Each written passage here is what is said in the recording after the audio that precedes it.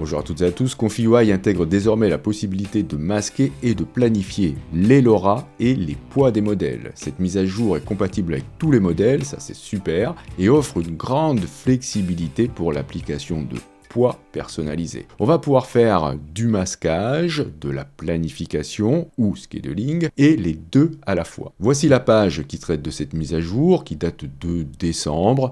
Je vous mets le lien en commentaire. Vous trouverez aussi dans la page les workflows. On va s'intéresser au premier workflow, celui-ci. Pour le récupérer, vous allez cliquer là et vous irez ensuite le télécharger en cliquant ici. Dans ConfigUI, vous irez le charger dans Workflow, vous faites Open et vous allez le chercher.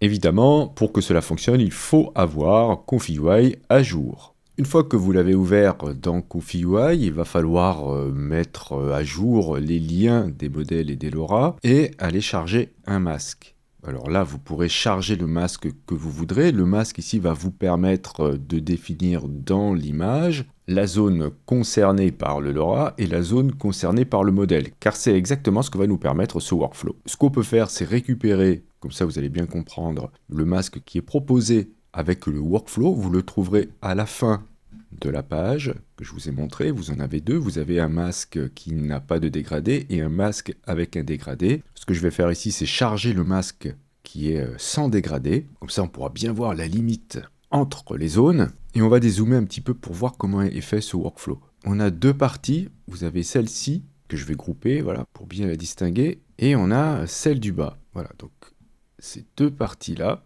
Ici, on a un modèle qui sera chargé. Vous pourrez charger le modèle que vous souhaitez, mais il faut bien comprendre ce qui va se passer. Là, on charge un modèle. Ensuite, là, on charge un LoRa grâce à ce nœud, Create Hook LoRa. Habituellement, on va charger ce nœud qui nous permet d'ajouter directement le LoRa dans le modèle. Là, la technique est différente puisque ce nœud va nous permettre de charger les poids d'un LoRa sans l'appliquer immédiatement au modèle. Ça permet de créer ce qu'on appelle un hook, c'est-à-dire un point d'accroche pour le poids du LoRa. Le hook permettra d'appliquer les poids du LoRa de manière ciblée, par exemple à certaines zones de l'image avec un masque, ou, comme on le verra plus tard, à certains moments du processus d'échantillonnage.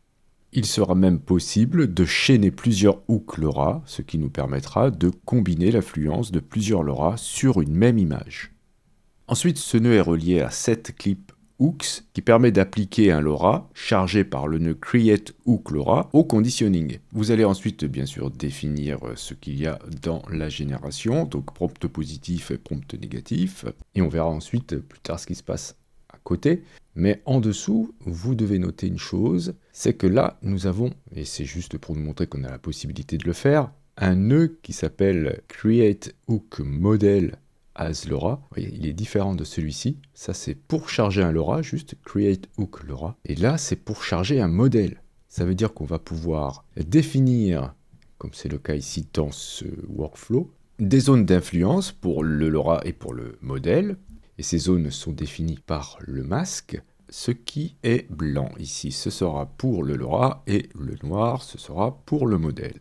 Là, soit vous allez charger encore une fois un LoRa que vous avez, ou bien vous utilisez celui-ci, mais moi je ne l'ai pas, donc il faudrait que je le charge. Je ne vais pas le faire ici, je vais charger autre chose. Par exemple, un LoRa qui permet de faire un rendu en papier découpé, en paper cut, ok, et notez que là, c'est pour la version 1.5. Je vais continuer avec la version 1.5, comme ça me permettra de travailler plus vite, mais on pourra travailler avec d'autres modèles. Là, je vais aller charger un modèle 1.5 généraliste, par exemple. Je ne vais pas utiliser celui qui fait de l'animé. Par exemple, Deliberate V5. Et là, j'ai la possibilité d'aller demander à charger un autre modèle. Pourquoi pas un modèle qui permettrait de faire de l'animé. Ensuite, ce qui est intéressant, c'est que vous allez pouvoir définir pour chaque zone un prompt positif et négatif. Donc là, on nous a mis les mêmes pour les deux, mais on pourrait faire en sorte que ce soit différent. Alors ensuite, comment on combine tout ça? Alors il y a plein de techniques disponibles. Vous verrez que sur le site, il vous en parle et on vous dit que bien la technique utilisée dans le workflow est quand même beaucoup plus légère. Donc vous avez ici un nœud qui s'appelle Conditioning Pair Set Props et là on va relier le masque. Et notez que vous avez la possibilité de rajouter un autre hook là, ici. Donc les possibilités sont folles en fait. Ensuite, pour que cela puisse être relié au K-sampler, puisque le K-sampler n'a qu'un prompt positif et négatif, vous pouvez utiliser ce nœud, conditioning pair set props combine, qui permet d'appliquer un conditionnement par défaut aux zones non couvertes par les autres masques. Et là, il faut mettre le masque inversé. C'est pour ça qu'ici, vous avez invert mask. Bon, c'est un petit peu compliqué, mais en fait, c'est assez simple quand on a bien détaillé l'ensemble des nœuds. Donc on va faire un test, je vais cliquer sur Q, et on voit tout de suite dans la génération l'influence du masque et des deux zones. Alors à gauche, c'est censé être avec un style papier découpé, et à droite, c'est censé être avec un style animé. Donc on voit bien à droite que c'est bien animé, et qu'à gauche, il y a quand même une petite différence, mais c'est pas vraiment du papier découpé. Alors je vais ajouter le mot déclencheur. Avec certains LoRa, vous devez ajouter des déclencheurs. Donc là, le déclencheur, c'est Papercut. Voilà. Et on va relancer. Et cette fois-ci, on voit bien, voilà, qu'on a dans la partie gauche un rendu papier découpé et dans la partie droite, un rendu animé classique. Alors, vous avez les poids, bien sûr, que vous pourrez moduler. À ce niveau-là, vous avez donc le poids du LoRa et ici le poids du modèle. Donc là, évidemment, vous aurez compris que là, on nous propose d'utiliser ce nœud, mais on peut très bien utiliser un autre nœud identique à celui-ci pour aller ajouter un LoRa dans une autre zone. On peut aussi s'amuser à créer d'autres prompts. Par exemple, une forêt en hiver pour la partie droite. Et ça va nous donner quelque chose voilà, de mélangé comme cela. Donc vous voyez, ça fait des choses assez curieuses. Et là, si je désactive le modèle du bas, donc en cliquant là, on va avoir le modèle Deliberate V5 qui va fonctionner, donc sans passer par celui-ci, et il ne sera visible que dans la partie droite lui aussi. Donc on a bien à droite une photo d'une forêt enneigée, et à gauche, nous avons la rivière avec un style papier découpé. On pourra aussi bien sûr utiliser autre chose que des modèles 1.5 de Stable Diffusion, par exemple ici SDXL, et ça fonctionne aussi avec Flux.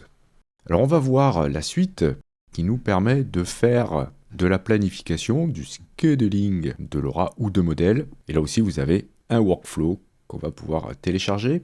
Donc il se présente de la manière suivante. Nous avons là un modèle qu'on va aller charger. Ensuite, nous avons le fameux nœud Create Hook LoRa avec un nouveau nœud qui s'appelle Set Hook Keyframe. Au-dessus, vous avez le nœud Create Hook Keyframe Interpolation. Vous pouvez indiquer la force de début, la force de la fin pour le LoRa. Ensuite, le type d'interpolation entre les keyframes, le début et la fin de l'interpolation, et le nombre de keyframes. Ça va de 2 à 100.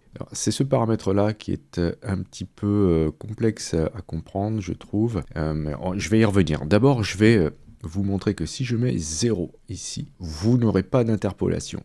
C'est-à-dire que là, on a donc un modèle général avec un LoRa qui applique un effet de papier découpé. Si je lance le rendu comme ça, avec une force à 1 pour le LoRa, et donc sans interpolation, on obtient l'effet du LoRa à fond. L'effet n'a pas été modulé dans le temps. Si je mets la force du début et la force de fin à 1, ok, j'obtiendrai normalement exactement le même résultat. Il n'y a pas eu non plus de modification dans le temps. Par contre, je peux dire que à la fin, la force est de 0,5 par exemple, et dans ce cas, j'aurai un mélange entre le modèle et le LoRa, de cette manière-là, de la même manière que si j'avais laissé ici 1, et que j'avais mis la force totale du modèle à 0,5. Normalement, je dois obtenir exactement la même chose, et c'est effectivement le cas. Donc ça, ok, c'est assez simple à comprendre. Par contre, vous avez ici quand est-ce que ça commence et quand est-ce que ça se termine, ainsi qu'un nombre de keyframes que l'on pourra activer ou non. Donc quand c'est à 0, on a vu qu'il n'y avait pas d'interpolation, donc le LoRa est appliqué en fonction de ce qui est déterminé ici. Sa force grandit progressivement jusqu'à atteindre 1 à la fin. Start% indique le moment où la planification commence. Et l'autre, évidemment, indique le moment où la planification s'arrête. Je peux dire, par exemple, que la planification ne dure que la moitié du temps. Et dans ce cas, vous allez voir qu'on n'obtiendra pas du tout la même chose que ce mélange-là, qui était une force à 0,5. On va obtenir quelque chose de beaucoup plus subtil. C'est comme si on n'avait pas d'effet avec subitement un effet qui arrive. Si je mets 1, eh bien on n'aura pas du tout d'effet du LoRa. C'est comme si je l'avais mis ici à 0. Après, on peut faire l'inverse. L'interpolation ne commence qu'à 0,5% et s'arrête à 0. Donc on a l'effet inverse, on a le LoRa qui est appliqué d'un coup et qui subitement s'arrête.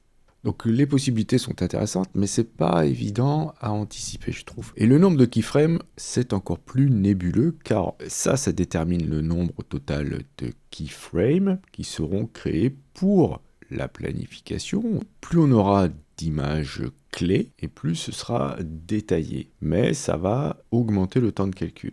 Donc je vais vous montrer, si je mets 100, le maximum, le temps de calcul sera un petit peu plus long, et donc on va voir ce que ça donne. Alors il ne faut pas se fier à cette image là, puisque là j'ai changé la planification. Donc ça c'est à 100, et on va mettre 2, on va mettre le minimum. Donc la génération elle est quand même un petit peu plus rapide, et voilà, j'obtiens quelque chose de beaucoup moins détaillé dans l'application. On voit un petit peu ici, voilà. Si je mets 5, je retrouve quelque chose d'un peu plus conforme aux attentes. Donc voilà comment on peut planifier l'application d'un LoRa. On pourrait aussi le faire avec un modèle, bien sûr. Alors ensuite, vous irez voir, je vous laisserai découvrir le dernier workflow qui nous permet de mélanger les deux techniques, c'est-à-dire à la fois de masquer les modèles et ou les LoRa et d'appliquer en même temps une planification.